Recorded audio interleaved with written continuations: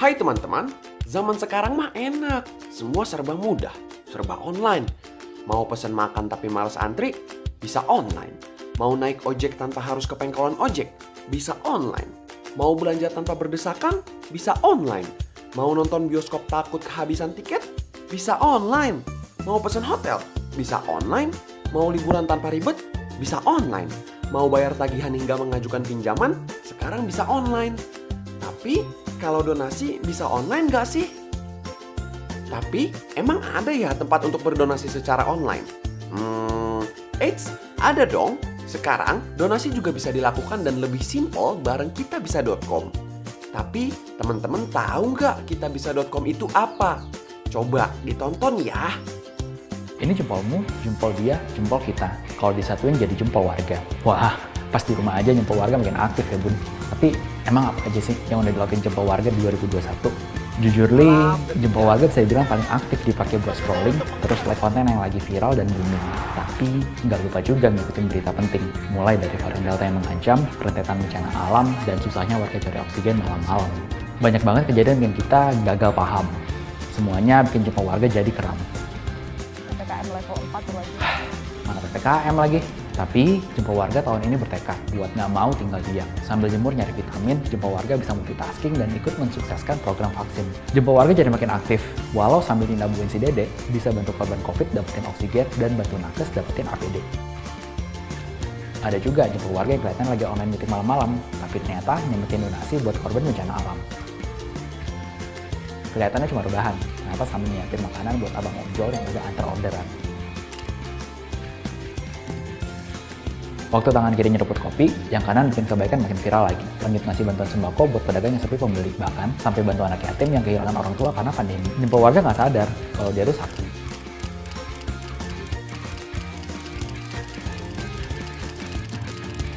Wah, ternyata banyak banget yang udah dilakuin jempol warga di 2021. Di aplikasi Kita Bisa aja, ada lebih dari 3 juta jempol yang berdonasi. Demi bantu sesama, donasinya sampai 28 juta kali. Dan pastinya, ada lebih banyak lagi kebaikan jempol warga di luar sana. Makasih ya jempol warga, kalian mau juara.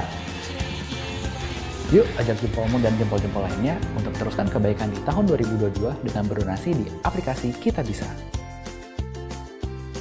Yap, jadi kitabisa.com merupakan situs galang dana atau vintage equity crowdfunding secara online nomor 1 di Indonesia yang sudah dipercaya oleh banyak orang sejak tahun 2013.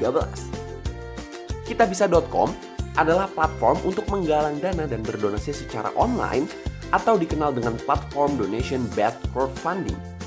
Ngomongin soal crowdfunding, teman-teman tahu nggak sih apa itu crowdfunding? Crowdfunding juga bukan hal baru. Rasa-rasanya sebagian besar dari kita tentu pernah melakukannya. Crowdfunding bisa kita sederhanakan sebagai kegiatan urun dana atau patungan. Mungkin Anda pernah patungan dengan teman-teman untuk membeli makanan, patungan untuk membelikan seseorang hadiah, hingga patungan untuk beramal, seperti bersedekah atau membangun rumah ibadah. Pernah kan?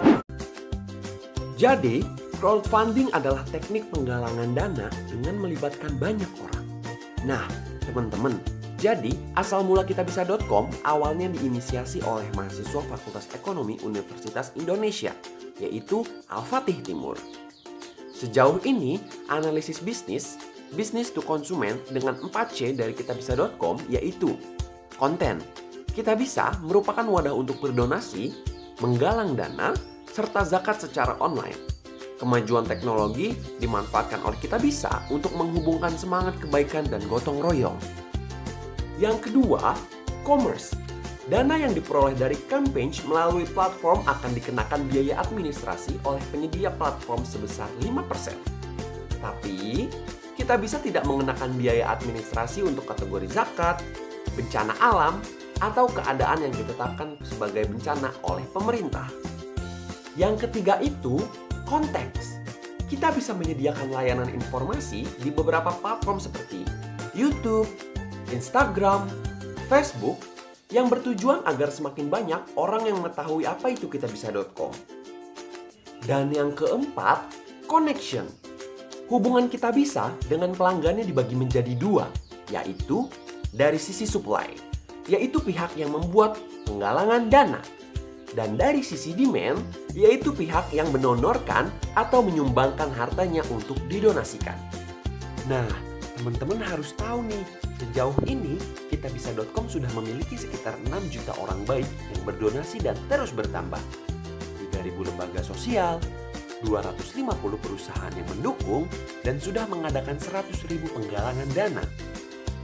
Situs kitabisa.com juga sudah memiliki izin secara legal loh guys. Izin dari OJK, Lembaga Hukum, Kementerian Sosial, Kementerian Kominfo, dan Badan Zakat Nasional sudah mengatur peraturan tentang kitabisa.com sebagai lembaga yang legal. Platform Kitabisa juga dikelola oleh 2 entitas hukum, yakni Yayasan dan PT Kitabisa Indonesia itu sendiri. Secara fleksibilitas, donasi di kitabisa.com lebih praktis karena banyak metode pembayarannya loh. Dan donasi di kitabisa.com juga bersifat transparan. Kita bisa melihat dan mendapatkan update penggunaan dana dari uang yang kita donasikan. Di zaman sekarang, kalau semua aktivitas sehari-hari bisa dilakukan secara online, masa berbuat baik nggak bisa? Nah, sekarang kita lihat yuk analisis kanvas dari kitabisa.com. Untuk segmentasi pasar, dari Kitabisa adalah orang-orang yang membutuhkan bantuan berupa dana. Nah, biasanya dan bantuan ini ditunjukkan untuk orang-orang yang memiliki penyakit khusus, daerah yang terkena bencana, dan yayasan sosial. Untuk value proportion dari kitabisa.com, diantaranya adalah transaksi dan pelayanan yang cepat, pembayaran yang bervariasi, transparan, fleksibel, cepat, dan mudah. Channels, perusahaan harus menjalin komunikasi yang baik mengenai proposisinya kepada pelanggan lewat iklan atau situs resmi kitabisa.com. Di dalam channels ini, ada beberapa fase tertentu yaitu awareness, di mana kitabisa.com ini membuat iklan supaya masyarakat tahu kegunaan dari platform ini.